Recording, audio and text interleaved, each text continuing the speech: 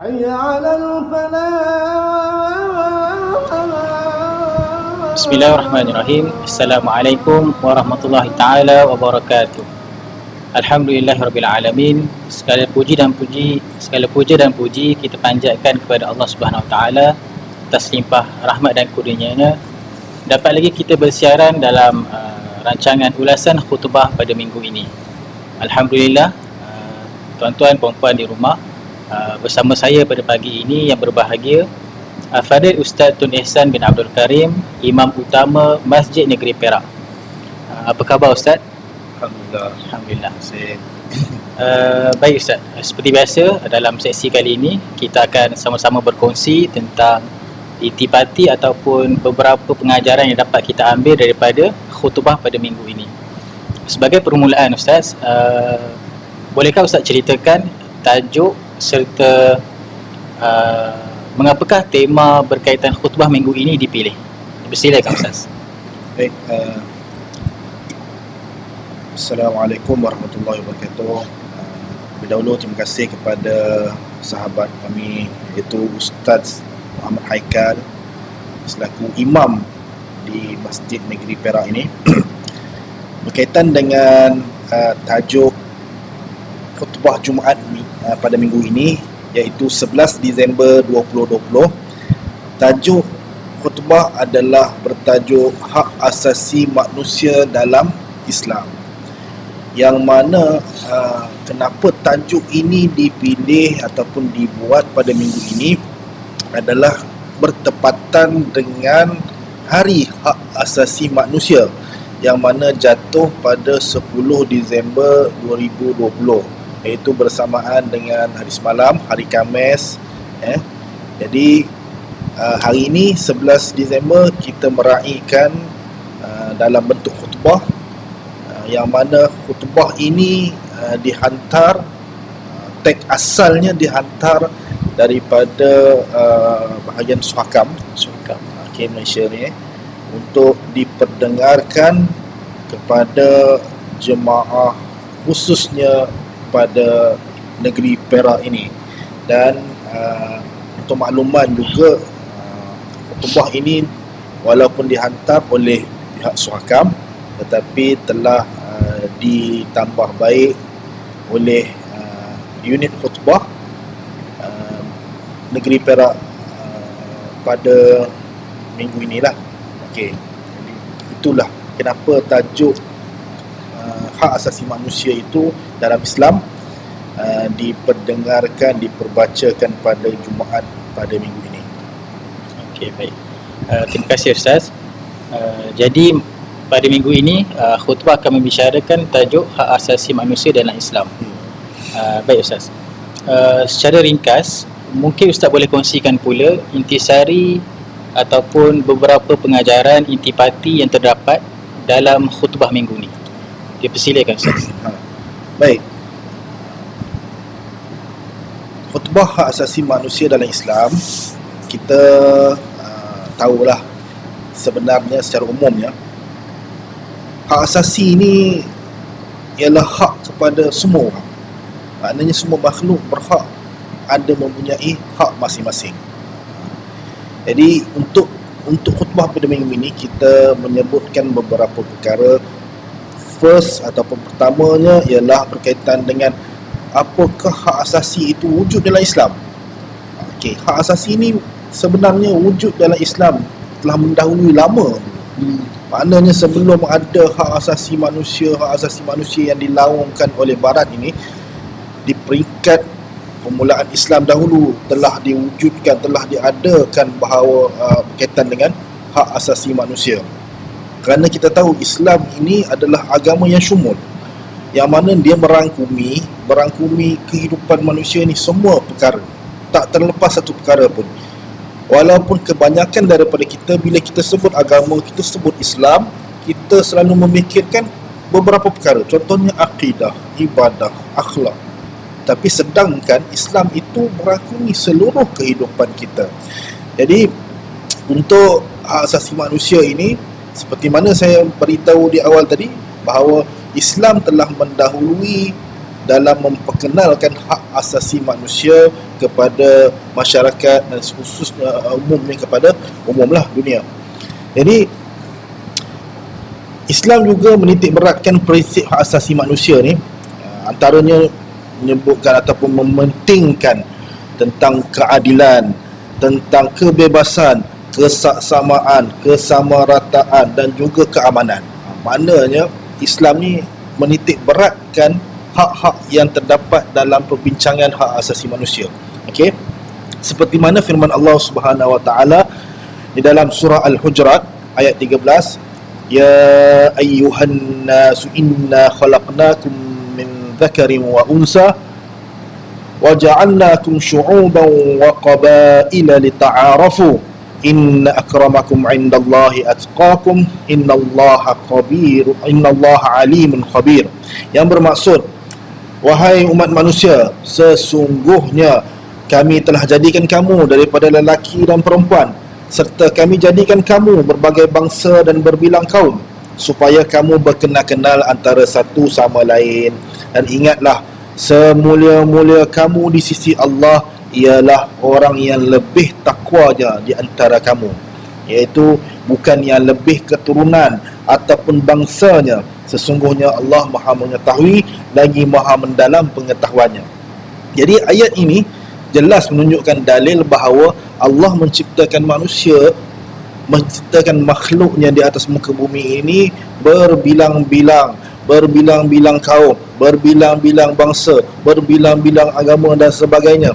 Jadi di situ menunjukkan bahawa kenapa Allah menciptakan berbilang-bilang, kerana supaya kita saling kenal mengenal antara satu sama lain. Jadi bertepatan juga dengan hadis Rasulullah sallallahu alaihi wasallam yang mana beberapa kali dah saya sebut tentang hadis ini, iaitu la yu'minu ahadukum hatta yuhibba li akhihi ma yuhibbu li nafsihi, iaitu tidak sempurna iman seseorang itu selagi mana kita tidak mengasihi saudara kita seperti mana kita mengasihi diri kita. Maknanya kita kena sayang kawan kita tu seperti mana kita sayang diri kita. Ini tekanan yang dibuat kepada Islam. Maksudnya Islam menekankan perkara tersebut. Maknanya kalau kita katakan tidak ada hak asasi di dalam Islam, tidak tepat sama sekali. Dan ada pandangan yang mengatakan perkara tersebut tidak ada dalam Islam, maka ketahui jugalah bahawa piagam yang ataupun perlembagaan pertama yang bertulis yang di dalam sejarah kita, iaitu Piagam Madinah, telah membuktikan bahawa Islam mementingkan hak asasi manusia. Yang mana kalau kita tengok balik dalam Piagam Madinah tu menyebutkan beberapa perkara, antaranya kebebasan bersuara, kebebasan beragama dan sebagainya. Maka itulah yang kita ambil sampai sekarang. Malah kita, kalau kita dalam konteks kita duduk di Malaysia, kita pun berbilang kaum. Kita katakan kita adalah masyarakat majmuk, dan kita masih lagi mengamalkan apa yang terkandung di dalam Al-Quran, dan juga kita mengikut apa yang ditunjukkan oleh Rasulullah SAW di dalam Piagam Madinah. Yang mana kita, kalau kita tengok dalam perlembagaan persekutuan kita, yang mana menyatakan bahawa yang Islam adalah agama persekutuan, tetapi dalam masa yang sama hak-hak agama lain dilindungi. Maknanya agama lain tu boleh mengamalkan apa sahaja kepercayaan menurut mereka. Jadi ini membuktikan bahawa Islam mementingkan hak asasi, dan juga negara kita Malaysia yang kita katakan negara Islam juga mengamalkan kepentingan hak asasi manusia di dalam konteks masyarakat, khususnya Malaysia ni masyarakat majmuk yang berbilang kaum dan juga bangsa. Itu saja yang saya rasa boleh saya ambil kongsikan melalui khutbah yang bertajuk hak asasi manusia pada minggu ini. Baik, terima kasih Ustaz.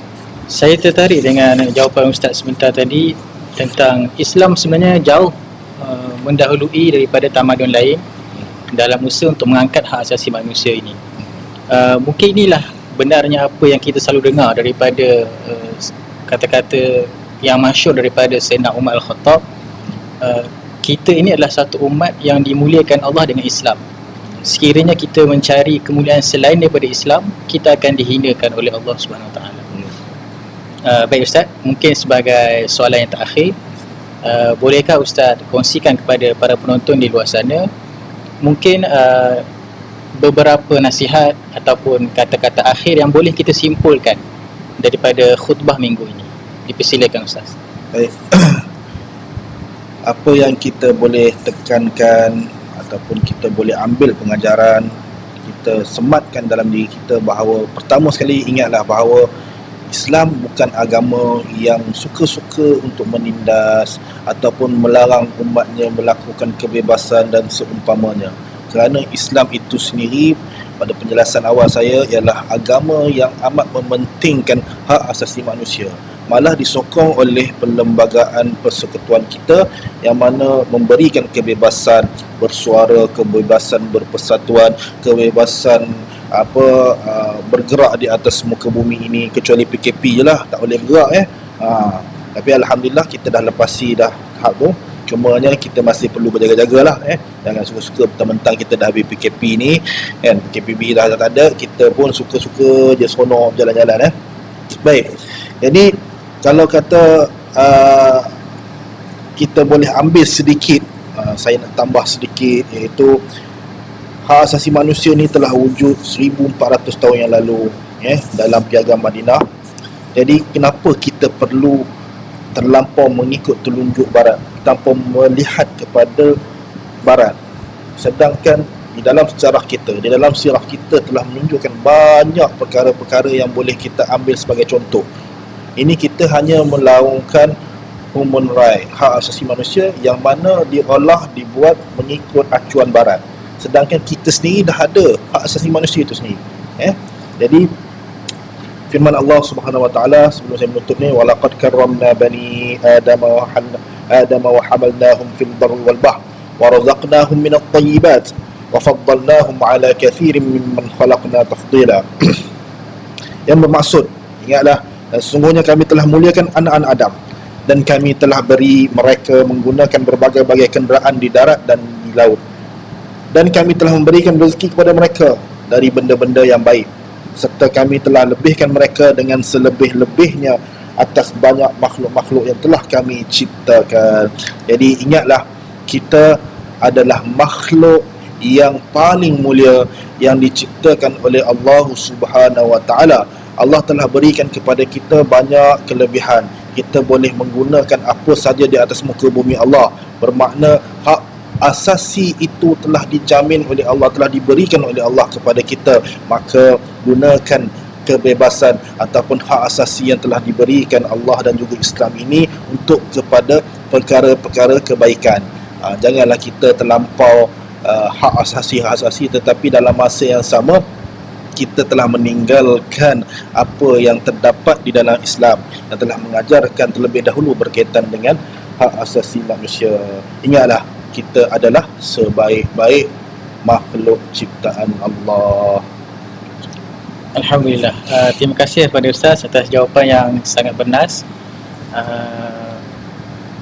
Baiklah tuan-tuan, puan-puan, para pendengar rahmati Allah, dengan soalan terakhir itu tadi, sampailah kita kepada sesi akhir bagi solat ulasan khutbah bagi minggu ini. Mewakili pihak pentadbiran Masjid Sultan Ibn Shah, kami mengucapkan ataupun kami ingin berpesan kepada semua para pendengar untuk sama-samalah kita menjaga diri, menjaga keluarga kita, dan terutamanya dalam tempoh musim kita sedang masih lagi diuji dengan wabak COVID-19. Marilah kita sama-sama mematuhi SOP, peraturan yang telah ditetapkan. Mudah-mudahan dengan kesabaran dan kepatuhan kita, Allah akan angkat wabak ini insya-Allah, dan kita akan kembali dapat menjalani kehidupan seperti biasa insya-Allah. Amin. Pihak majlis merakamkan setinggi-tinggi penghargaan kepada Ustaz Tun Ehsan atas kesudian bersama kita pada pagi ini. Mudah-mudahan sesi pagi ini dapat menjadikan kita seperti mana yang disebut di dalam Al-Quran, sebagai golongan yang mendengar perkataan yastami'una al-qawla fayattabi'una ahsanah, dan dapat mengikut apa-apa yang baik daripadanya. Sekian saja daripada kami. Wabillahi taufiq wal hidayah. Wassalamualaikum warahmatullahi taala wabarakatuh.